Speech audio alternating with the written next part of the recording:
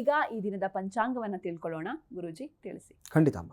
ಓಂ ಗುರುರ್ಬ್ರಹ್ಮ ಗುರುರ್ವಿಷ್ಣು ಗುರುದೇವೋ ಮಹೇಶ್ವರಃ ಗುರು ಸಾಕ್ಷಾತ್ ಪರಬ್ರಹ್ಮ ತಸ್ಮೈ ಶ್ರೀ ಗುರವೇ ನಮಃ.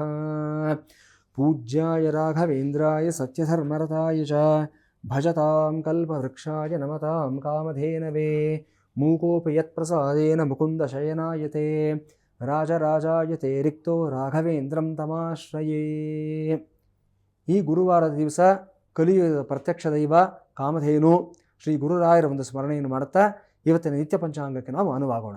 ಈಗಿನ ತಾರೀಕು ಜೂನ್ 19, 2025ನೇ ಇಸವಿ, ಶ್ರೀ ವಿಶ್ವಾವಸುನಾಮ ಸಂವತ್ಸರ, ಉತ್ತರಾಯಣ, ಗ್ರೀಷ್ಮ ಋತು, ಜ್ಯೇಷ್ಠ ಮಾಸ, ಕೃಷ್ಣ ಪಕ್ಷ.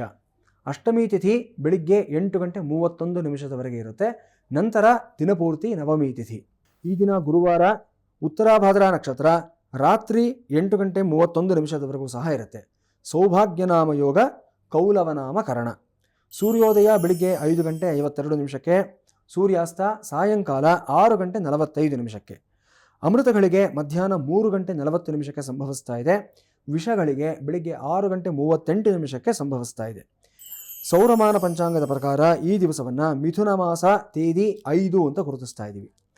ರಾಹುಕಾಲ ಮಧ್ಯಾಹ್ನ 2:01 3:37 ಇರುತ್ತೆ. ಯಮಗಂಡ ಕಾಲ ಬೆಳಿಗ್ಗೆ 5:59